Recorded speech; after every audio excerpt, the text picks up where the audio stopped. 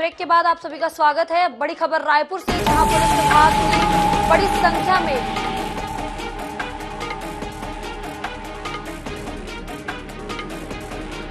विभाग ने बड़ी संख्या में इंस्पेक्टर के हुए तबादले। प्रदेश भर में 67 इंस्पेक्टर के हुए तबादले। डीजीपी अशोक जुनेजा ने जारी किया आदेश। बीते दिनों चुनाव आयोग ने 3 साल से एक ही जिले में पदस्थ अधिकारियों के तबादले के दिए थे निर्देश। इस वक्त की बड़ी खबर रायपुर से आपको बता रहे हैं, जहां प्रदेश के 67 इंस्पेक्टर के हुए तबादले। डीजीपी अशोक जुनेजा ने जारी किए थे आदेश। बीते दिनों चुनाव आयोग ने दिए थे निर्देश। 3 साल से एक ही जिले में पदस्थ अफसरों के तबादले के निर्देश दिए गए थे। पुलिस विभाग में बड़ी संख्या में इंस्पेक्टरों के तबादले हुए हैं। प्रदेश में 67 इंस्पेक्टरों के तबादले किए गए हैं।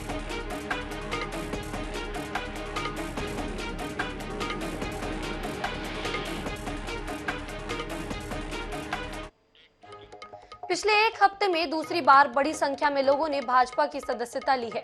प्रदेश कार्यालय कुशाभाऊ ठाकरे परिसर में सोमवार को हुए एक कार्यक्रम में पूर्व सीएम रमन सिंह, प्रदेश अध्यक्ष अरुण साव ने कुल 421 प्रमुख जनों को पार्टी का गमछा पहनाकर भाजपा प्रवेश कराया है। बीजेपी ज्वाइन करने वालों में गोंडवाना महासभा के विकेश कुमार, हिचामी, भूपेंद्र दर्रो, गोंडवाना समाज के रमेश मंडावी, जितेंद्र मरकाम, विष्णु कावड़े और गरियाबंद के पूर्व संयुक्त कलेक्टर पीआर निर्मल बीजेपी में शामिल हुए हैं। इसके अलावा वैश्य समाज से 76 लोगों ने बीजेपी में प्रवेश किया है। पूर्व सीएम रमन सिंह और प्रदेश अध्यक्ष अरुण साव ने पार्टी का कुनबा बढ़ाने पर कहा कि प्रदेश की जनता कांग्रेस सरकार के कामकाज से त्रस्त है। इस वजह से लोग भाजपा में प्रवेश कर सरकार बनाने जा रहे हैं। 400 से अधिक लोगों का भारतीय जनता पार्टी में प्रवेश हुआ है। कांकेर जिले से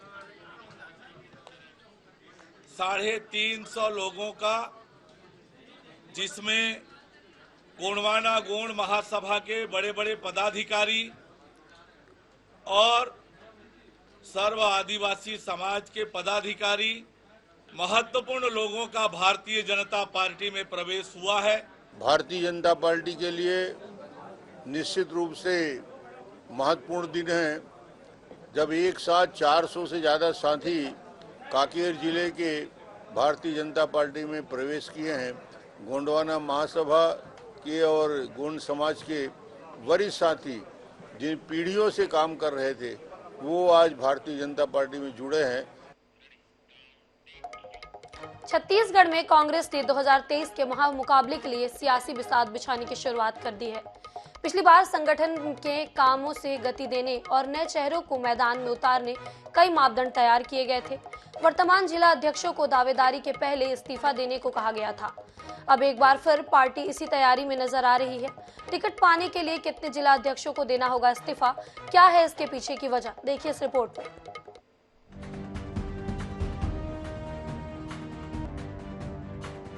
छत्तीसगढ़ में 2018 में कांग्रेस की सत्ता में वापसी के पीछे भूपेश बघेल के संगठन मॉडल को अहम माना गया।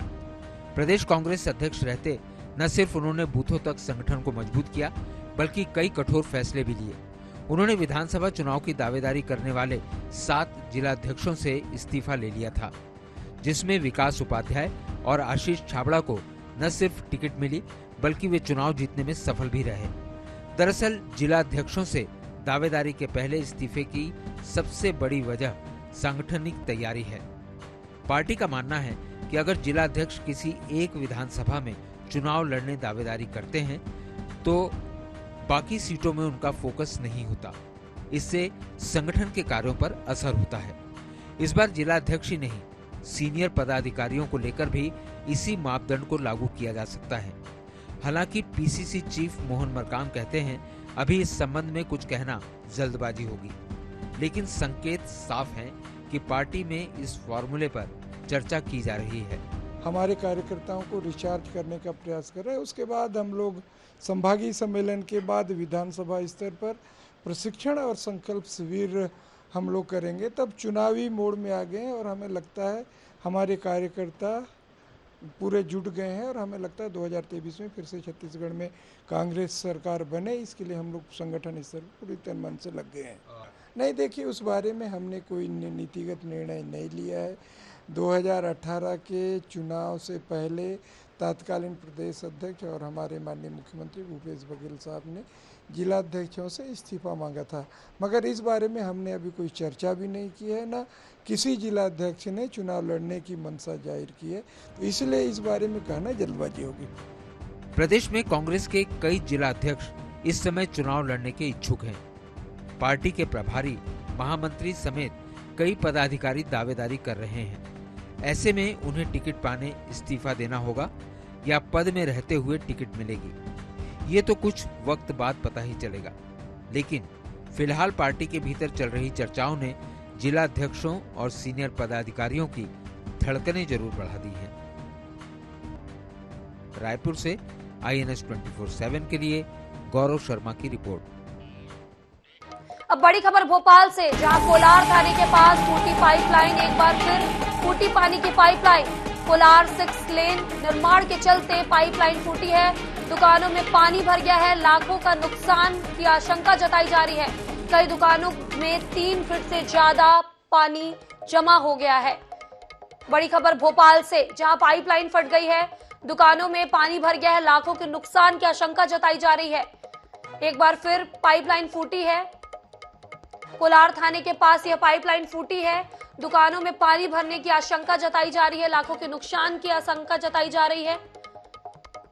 आप हमारे टीवी स्क्रीन पे देख सकते हैं किस तरीके से रास्ते में पानी बह रहा है। पाइपलाइन फूटने से पानी की बौछार फव्वारे की तरह बह रही है।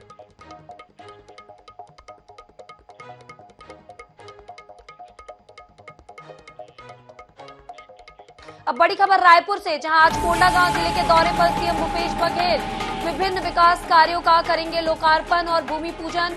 ग्राम बेड़मा में वन अधिकारी पत्र वितरण कार्यक्रम में शामिल होंगे सीएम भूपेश बघेल। डॉक्टर तुमचो दुआर मोबाइल मेडिकल यूनिट को हरी झंडी दिखाएंगे सीएम। करियर मार्गदर्शिका पुस्तिका का भी करेंगे विमोचन। मांझीनगढ़ बायोडायवर्सिटी पार्क की परिकल्पना की प्रदर्शनी भी देखेंगे सीएम। कलार समाज के शपथ ग्रहण समारोह कार्यक्रम में भी शामिल होंगे सीएम भूपेश बघेल। बड़ी खबर रायपुर से, जहां आज कोंडागांव के दौरे पर सीएम भूपेश बघेल रहेंगे, विभिन्न विकास कार्यों और लोकार्पण वहां पर करेंगे। ग्राम बेड़मा के वन अधिकार पत्र वितरण कार्यक्रम में भी शामिल होंगे। करियर मार्गदर्शिका पुस्तिका का भी विमोचन करेंगे सीएम भूपेश बघेल। बड़ी खबर रायपुर से, जहां आज सीएम भूपेश बघेल कोंडागांव दौरे पर हैं। कलार समाज के शपथ ग्रहण कार्यक्रम में भी शामिल होंगे।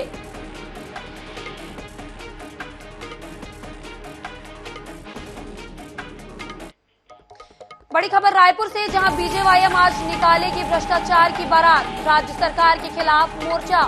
जय स्तंभ चौक से भ्रष्टाचार की बारात आबकारी मंत्री कवासी लखमा के निवास तक निकाली जाएगी। बड़ी खबर रायपुर से, जहां जय स्तंभ चौक से भ्रष्टाचार की रैली निकाली जाएगी। आबकारी मंत्री कवासी लखमा के निवास तक यह बारात निकाली जाएगी। बीजेवाईएम आज भ्रष्टाचार की रैली निकालने वाला है। राज्य सरकार के खिलाफ यह मोर्चा होगा। बड़ी खबर रायपुर से, जहां बीजेवाईएम आज भ्रष्टाचार की बारात निकालने वाला है।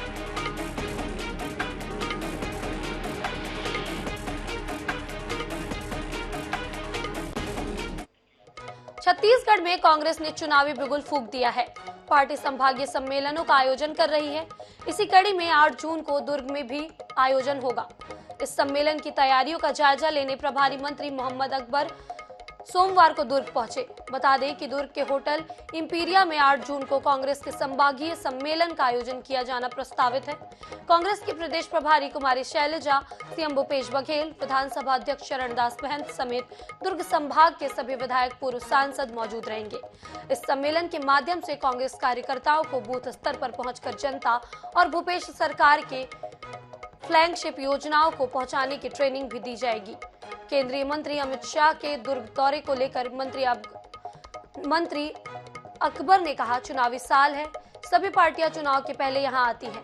भाजपा के नेता भी अपनी बात रखने अब छत्तीसगढ़ आ रहे हैं। जो बैठक है 8 तारीख को यहाँ कांग्रेस के कार्यकर्ताओं पदाधिकारियों का संभागीय सम्मेलन है और उसी सिलसिले में तैयारियों को लेके आज की बैठक है। जिसमें जो हमारे प्रदेश कांग्रेस के पदाधिकारी, जिला के पदाधिकारी, समितियों के अध्यक्ष, ब्लॉक कांग्रेस के पदाधिकारी, पीसीसी मेंबर, सभी पार्षद, महापौर, नगर पालिका के अध्यक्ष, ये पूरा नॉर्म्स का तय हुआ है। सांसद, पूर्व सांसद, विधायक, पूर्व विधायक, तो वो उन सबको सूचना देना है और 8 तारीख को ये सम्मेलन 11 बजे से आयोजित है। कोरिया में नक्सल मूवमेंट को लेकर गृह मंत्री ताम्रध्वज साहू का बयान सामने आया है। उन्होंने अब नक्सल मूवमेंट बहुत कम हो गया है, पूरे बस्तर अंचल में अब सुख शांति है। झीरम घाटी में रात को 12 बजे सफर करते हुए लोग अब एक कोने में सिमट गए हैं। नक्सली समर्पण कर रहे हैं या तो मारे जा रहे हैं।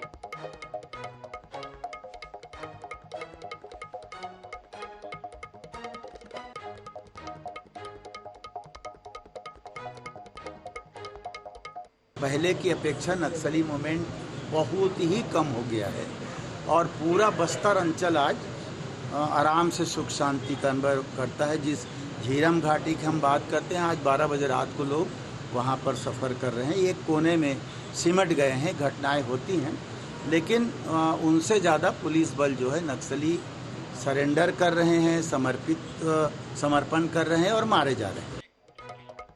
लोक निर्माण मंत्री ताम्रध्वज साहू ने पांगन नदी पर क्षतिग्रस्त हो चुके पुल के पुनर्निर्माण व कन्हर नदी पर अंतर्राज्यीय पुल निर्माण का भूमि पूजन सोमवार को किया।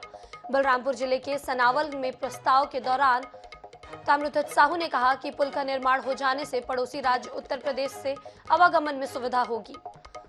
इसके साथ ही उन्होंने कहा कि प्रदेश के मुख्यमंत्री भूपेश बघेल के मार्गदर्शन में सौहारा वर्ग के विकास के कार्य किए जा रहे हैं। इसके साथ ही उन्होंने जन कल्याणकारी योजनाओं पर आधारित स्टॉल का अवलोकन किया। साथ ही हितग्राही मूल योजनाओं के हितग्राहियों को चेक वितरण भी किया।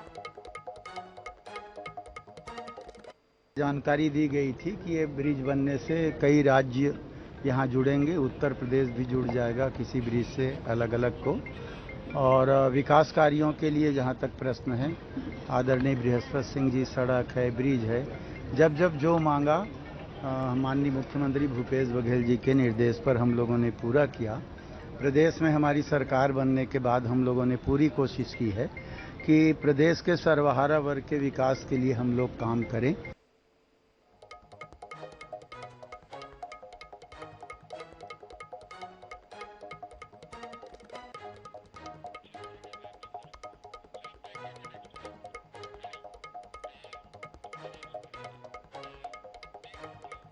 अगर आप भी इंटरनेट का उपयोग करते हैं या क्रिप्टो करेंसी लेने की सोच रहे हैं तो सावधान हो जाइए। प्रदेश के साथ राजधानी रायपुर में साइबर ठगी के मामले लगातार बढ़ते जा रहे हैं।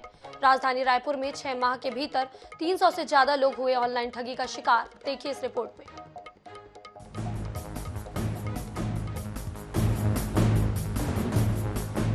रायपुर पुलिस अपराध के बढ़ते ग्राफ पर नकेल कसने के लिए हर प्रयास कर रही है। वरिष्ठ अधिकारियों ने इस साल के आंकड़े भी जारी किए, जिसके अनुसार चोरी, लूट, हत्या और चाकूबाजी की वारदात में कमी आई है। लेकिन वहीं जब ऑनलाइन ठगी के मामलों की बात करते हैं तो इन मामलों में लगातार बढ़ोतरी हो रही है। भोले भाले लोगों को शातिर ठग ऑनलाइन अलग अलग तरीकों से अपने जाल में फंसाकर ठगी कर रहे हैं। बता दें कि साइबर फ्रॉड पर नकल कसने के लिए एंटी साइबर क्राइम यूनिट का गठन किया गया था, लेकिन साइबर सेल के अधिकारी अन्य बड़ी आपराधिक घटनाओं को सुलझाने में इतने व्यस्त हैं कि ऑनलाइन साइबर फ्रॉड की जड़ तक नहीं पहुंच पा रहे हैं।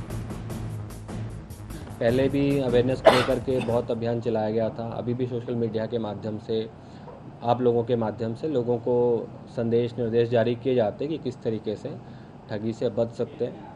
फिर भी कुछ न कुछ अपराध साइबर के सामने आते रहते हैं, जिसमें आजकल क्रिप्टो करेंसी को इन्वेस्टमेंट में लेकर के कुछ फ्रॉड्स लोगों को उसके ल्योर में लोग फंस जाते हैं।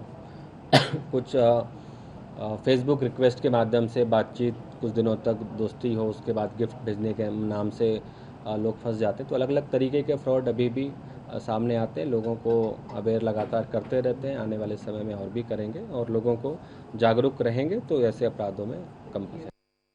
प्रदेश भर के साथ राजधानी रायपुर में भी साइबर फ्रॉड के मामले लगातार बढ़ते जा रहे हैं। आंकड़ों की बात करें तो हर माह 20 से ज्यादा लोग साइबर फ्रॉड का शिकार हो रहे हैं। वहीं इसमें सबसे ज़्यादा दिल्ली और जामताड़ा के गैंग के द्वारा इन साइबर फ्रॉड को अंजाम देने की बात सामने आई है। बहरहाल देखना होगा पुलिस इन साइबर फ्रॉड को रोकने के लिए क्या कुछ प्रयास किए जाते हैं। कैमरामैन मलकीत सिंह के साथ मोहम्मद हसन, INS 24/7 रायपुर।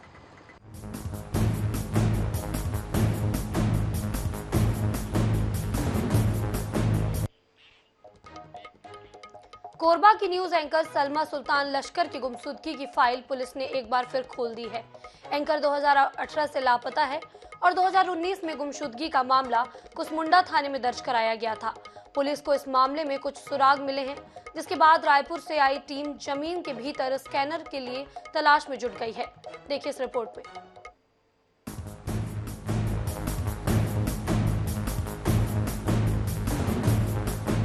लापता न्यूज एंकर की गुमशुदगी के मामले में पुलिस के हाथ पिछले 5 साल से खाली रहे। रोहड़िया रोड पर एक रहस्यमयी नरकंकाल मिलने की सूचना पर पुलिस ने फिर से जांच शुरू की है। बता दें कि इस मामले में कुछ संदेहियों से पूछताछ की गई, जबकि मुख्य संदेही जिम संचालक फरार बताया जा रहा है। वैसे प्राथमिक जांच में पुलिस के हाथ कुछ नहीं लगा है। अब रायपुर से विशेष टीम कोरबा पहुंची है। रायपुर से आई टीम स्क्रीनिंग मशीन के माध्यम से एक बार फिर से कोहड़िया के उस जगह पर लाश ढूंढ रही है जहां किसी को दफनाए जाने की सूचना मिली थी। इस जांच दल के साथ दर्री CSP रॉबिन्सन गुरिया, कुसमुंडा निरीक्षक के वर्मा, निरीक्षक चमन सिन्हा, प्रशिक्षु IPS के अलावा अन्य अधिकारी भी शामिल हैं। अधिकारियों की टीम ने रास्ते को वन वे करने के साथ यहां पर स्क्रीनिंग मशीन से बड़े हिस्से में जांच पड़ताल की है। इस दौरान क्या कुछ हासिल हुआ, ये स्पष्ट होना बाकी है। अधिकारियों का कहना है कि पुलिस अभी गुम इंसान के मामले की जांच कर रही है। जब तक कोई ठोस चीजें सामने नहीं आ जाती, कुछ कहा नहीं जा सकता। 2018 में एक महिला गुम हुई थी, तो उसका रिपोर्ट 19 में हुआ था। तो उसकी विवेचना करते करते अभी हमने जब फिर से जांच करना शुरू किया कि फाइल कहाँ मतलब क्यों उस पर अभी तक दस्तयाब नहीं हो पाया, तो कुछ लोगों से पूछताछ करा है, वापस से स्टेटमेंट लिया गया है और हमने पाया कि इसमें कुछ ऐसे तथ्य हैं जो अभी तक पता नहीं चल पाया है, तो उसी की खोजबीन में हम लगे हुए। अपराध से जुड़े कई मामले न सिर्फ अनसुलझे रह जाते हैं, बल्कि किस्से कहानी बन जाते हैं। ये मामला भी कुछ इसी तरह का होता जा रहा है। लेकिन पीड़ित परिवार को इंसाफ दिलाने के लिए ऐसे मामलों की गंभीर विवेचना होनी चाहिए। पुलिस के 5 साल बाद फिर से सक्रिय होने से इस मामले की गुत्थी सुलझने की उम्मीद फिर से जाग गई है। कोरबा से INS 24/7 के लिए उमेश यादव की रिपोर्ट।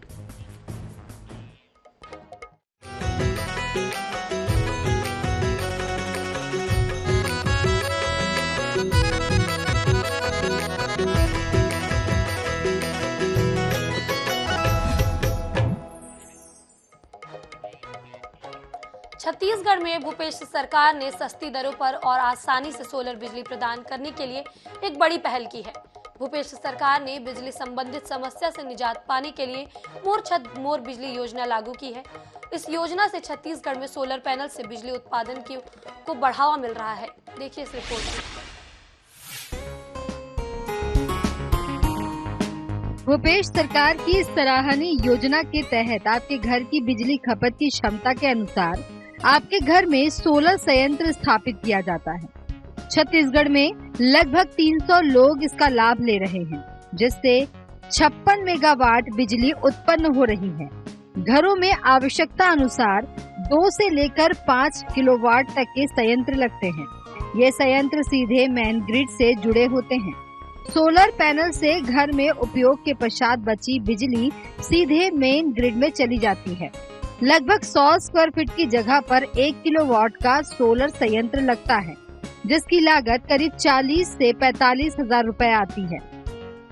इसमें स्टोर नहीं होती मैडम, इसमें क्या है स्टोरेज वाला बैटरी वाला सिस्टम नहीं है। ये तो क्या है जैसे जुड़ेगी बिजली आपने पैदा किया और हमारे सिस्टम से जुड़ जाएगा बिजली, और आप बिजली जलाओगे तो आप जलाओगे, नहीं जलाओगे तो वो हमारे ग्रिड में आ जाएगी। और आपके जो मीटर लगेगा वो इम्पोर्ट एक्सपोर्ट मीटर लगेगा। तो कितनी आपने पैदा करके हमको दी, हमसे आपने कितनी ली, वो नेट मीटरिंग बोलते हैं उसको। जैसे आपने हमसे 100 यूनिट ली और आपने 80 यूनिट पैदा किए, तो वो माइनस करके 20 यूनिट का आपको बिल देंगे। सोलर संयंत्र से उत्पन्न बिजली ग्रीन एनर्जी है, जो कि कोयले से बिजली निर्माण का सबसे अच्छा विकल्प है। आने वाला समय वैकल्पिक ऊर्जा का समय है। इस विकल्प को अपनाकर पर्यावरण संरक्षण की दिशा में कदम बढ़ाया जा सकता है। आने वाला समय वैकल्पिक ऊर्जा का समय है। कोयले से उत्पादन, विद्युत उत्पादन का एक समय है, कोयले का भंडारण की एक सीमा है, लेकिन सूर्य हमारे पास में एक ऐसी चीज है जिसकी ऊर्जा अक्षय है।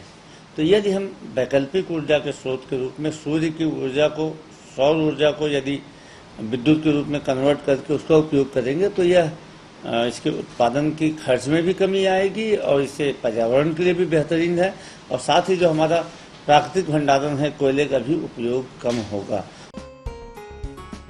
रायपुर नगर निगम भी मोर छत मोर बिजली योजना का लाभ ले रहा है। लगभग 3 फ्लोर में इसकी ऊर्जा दौड़ रही है और साथ ही साथ अधीक्षण अभियंता राजेश कुमार शर्मा ने बताया कि प्रदूषण से भी राहत मिली है। डेली जो है हमको जो है इसमें जो 2-3 फ्लोर जो है अपने ग्राउंड फ्लोर, फर्स्ट फ्लोर और टॉप फ्लोर में जो है इसका जो है लाभ हमको मिलता है। मतलब जब लाइट गुल होती है ना, या जब लाइट गुल होती है या बाकी समय में भी जो है हमको जो ऊर्जा जो मिलती है उसी से मिलती है, बैकअप मिलती है। प्रदेश के मुखिया भूपेश कक्का की दूरदर्शिता का ही परिणाम है कि आज छत्तीसगढ़ भविष्य की तैयारी कर रहा है। बिजली के निर्माण के विकल्प के रूप में मोर छत मोर बिजली योजना भूपेश सरकार का एक सार्थक कदम है। INH news bureau.